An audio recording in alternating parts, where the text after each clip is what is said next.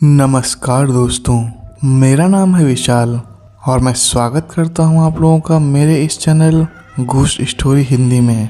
हमारी आज की कहानी हमें दिलजीत सिंह जी ने भेजी है, जो कि पंजाब के रहने वाले हैं, लेकिन ये घटना उनके साथ एमपी में घटी थी।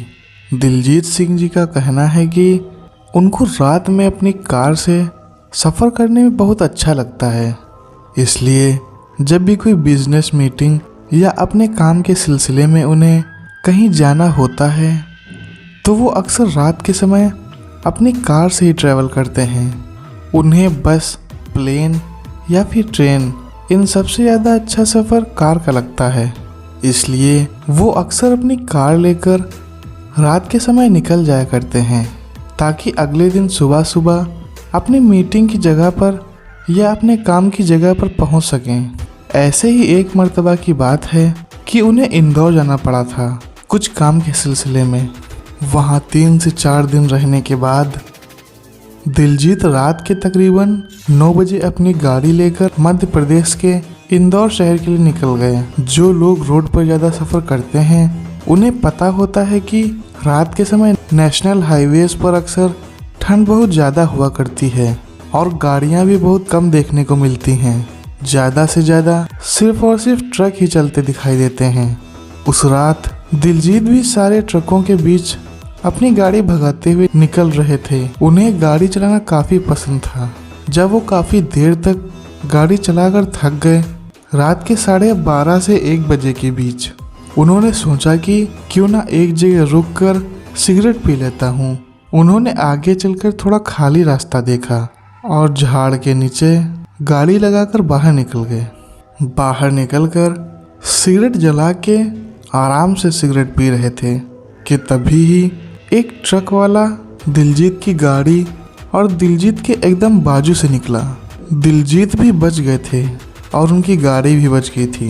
दिलजीत ने उसे जोर से चिल्लाया, लेकिन वो ट्रक वाला कहाँ सुनता, वो तो भागते हुए चला गया। दिलजीत गुस्से के मूड में थे और गुस्से में वो मुंह में बड़बड़ा ही रहे थे। तभी उन्होंने देखा कि उनके पीछे से एक लड़का और एक लड़की आकर खड़े हुए। वो दोनों बहुत जवान थे, लेकिन जब वो लोग और ज़्यादा नज़दीक आए तब दिलजीत को समझ आया कि ये जवान नहीं हैं, सिर्फ खूबसूरत हैं। बाकी उनकी उम्र 45 से 50 के बीच में थी। मैं आप लोगों को एक और बात बता दूं कि हाईवे के दोनों ही तरफ झाड़ियाँ थी, तो वो दोनों झाड़ियों से ही बाहर आए थे। दिलजीत पहले तो एकदम हैरान भरी निगाहों से दोनों को देखे ही जा रहे थे कि झाड़ियों में से रात के 12:30-1 बजे के बीच ये लोग कहाँ से आ गए। दोनों के ही चेहरे पर हल्की सी मुस्कान थी। दिलजीत को भी लगा हो सकता है अंदर शायद इनका घर होगा, और दिलजीत भी बहुत ही अच्छा नेचर का इंसान था। जब वो दोनों बाहर आकर दिलजीत के पास आए और उन्होंने दिलजीत से मदद मांगी, दिलजीत ने भी बिना कुछ सोचे समझे मदद के लिए हाँ कह दी। उसके बाद वो दोनों दिलजीत के साथ उनकी गाड़ी में बैठ गए और उन्होंने एक पता बताया जहां दिलजीत को उन दोनों लोगों को छोड़ना था। दिलजीत भी उनको लेके निकल पड़े। जैसे जैसे गाड़ी आगे बढ़ रही थी वैसे वैसे रास्ता एकदम सुनसान होता जा रहा था। दिलजीत को पहले ऐसा लगा कि ये पता नहीं मुझे कहाँ लेके जा रहे हैं, लेकिन वो एक बहुत ही शेर दिल इंसान भी था, इसलिए उसने बिना डरे और बिना कुछ सोचे समझे वो बस गाड़ी भगाता ही रहा। दिलजीत की गाड़ी कम से कम 100 की स्पीड में चल रही थी और तकरीबन 1.25 घंटे या 1.5 घंटे से गाड़ी चले जा रही थी, लेकिन उसके बावजूद उन्हें जहाँ जाना था वो जगह अभी तक नहीं आई थी। और गाड़ी में बैठते समय उन लोगों ने दिलजीत से कहा था कि हमें जहाँ जाना है वो जगह सिर्फ आधे घंटे की दूरी पर है। गाड़ी चलाते चलाते अचानक से दिलजीत को ठसका लगा और इतने में ही जब उसने पीछे की तरफ देखा तो पीछे जो आदमी और औरत बैठे हुए थे उनका मुंह पूरा जला और कटा हुआ था। उनके चेहरे से खून भी निकल रहा था। उनकी बॉडी पे जो कपड़े थे वो भी पूरे कटे फटे हुए थे। रात में क्या, उन्हें कोई दिन में भी अगर देखता तो डर जाता। दिलजीत के साथ भी वही हुआ। उनका ऐसा भयानक रूप देख के दिलजीत ने एक जोर से चीख मारी और बहुत मुश्किल से खुद को संभाला और गाड़ी को भी संभाला, वरना गाड़ी खाई में या फिर किसी झाड़ से टकरा जाती।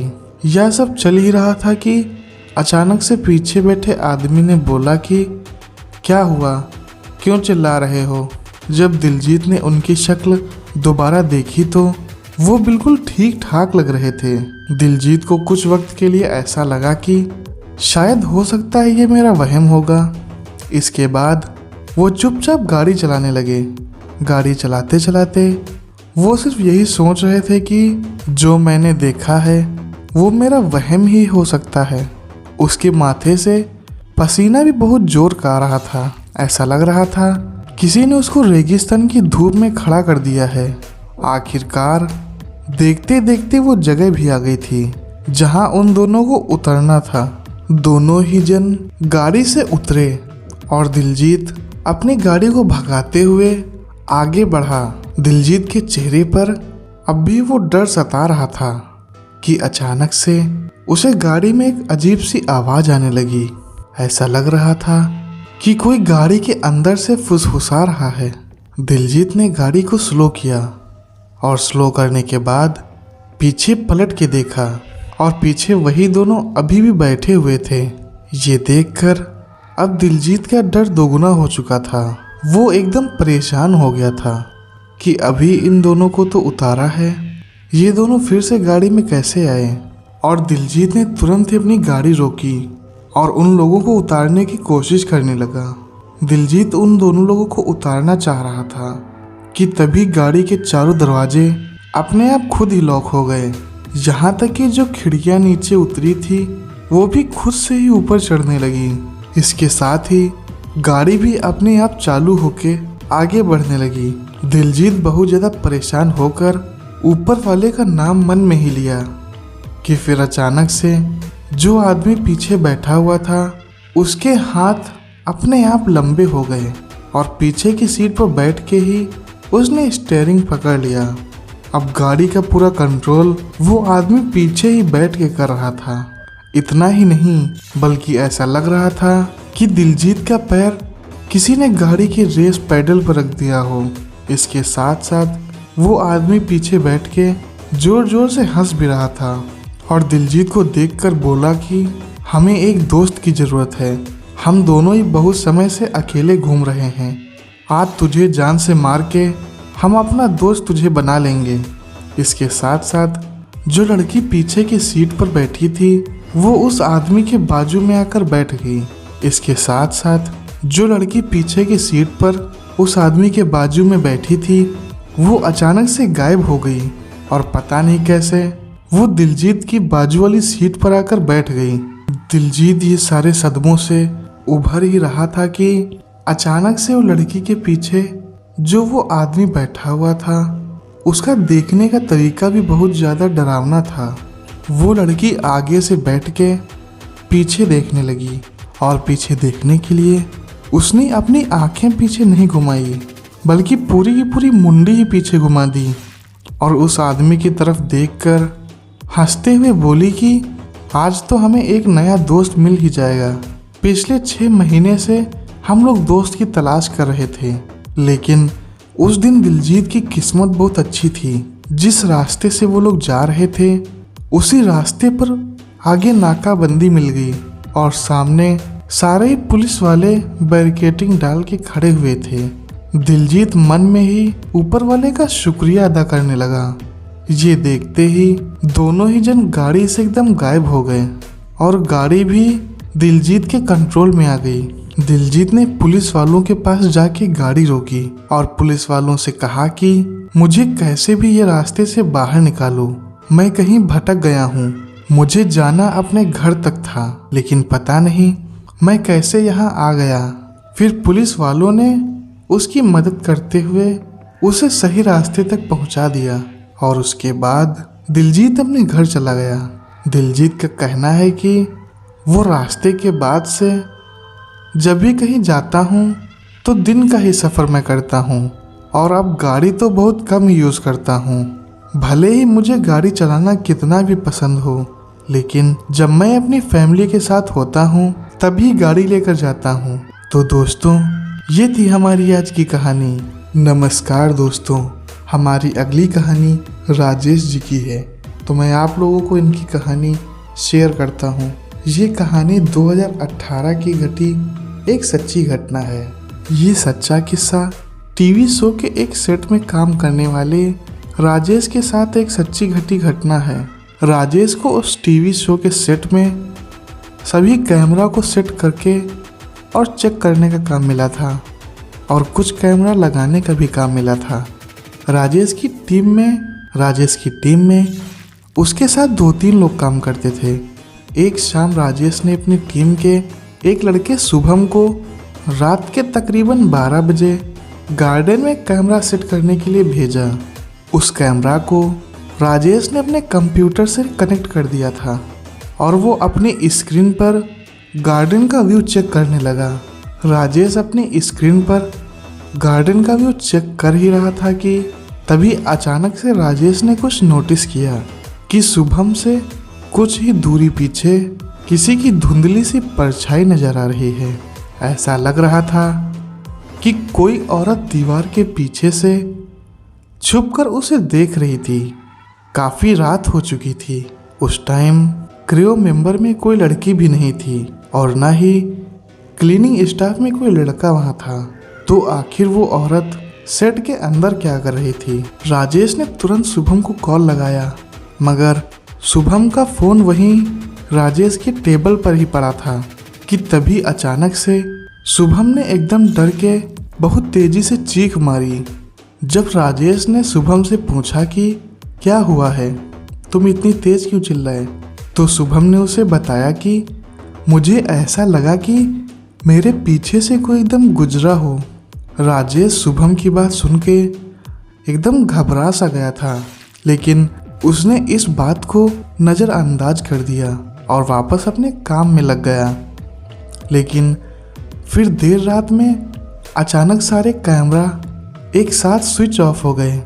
घड़ी में रात के तकरीबन 2:22 हो रहे थे। सबको लगा कि कोई इलेक्ट्रिसिटी इशू होगा, लेकिन अगली रात फिर ऐसा हुआ कि उस टाइम राजेश शुभम के साथ सेट पर काम कर रहा था।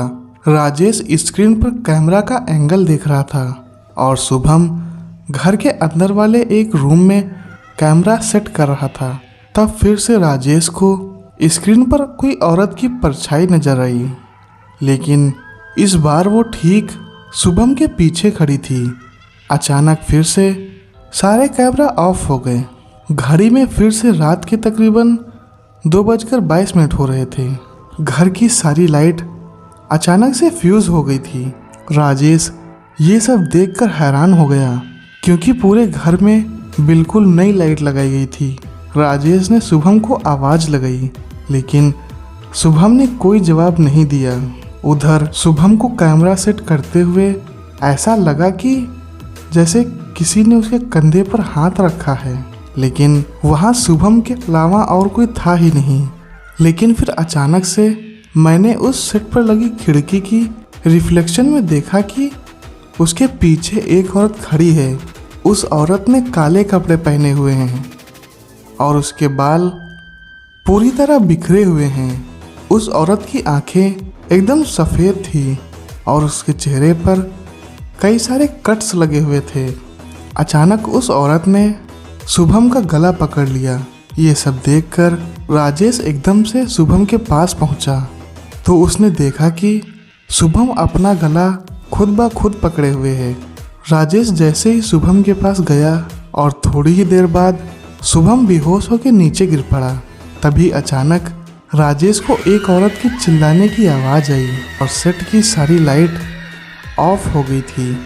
राजेश का दिल बहुत ज़ोरों से धड़कने लगा था। उसने अपने फ़ोन की फ्लैश लाइट जलाई और उस चीख की आवाज़ की तरफ जाने लगा। राजेश ने बार बार आवाज़ लगाकर पूछा, कौन है जो चीख मार रहा है? मगर राजेश को कोई जवाब नहीं मिला। घर का मेन स्विच गार्डन में था, इसलिए राजेश पलटकर गार्डन में जाने लगा। ताकि वो स्विच को चेक कर सके, लाइट फिक्स कर सके। मगर तभी उसकी फ्लैश लाइट बेडरूम के एक कोने में पड़ी और वहाँ पर उसने जो देखा उसे देखकर उसका शरीर पूरा ठंडा पड़ गया।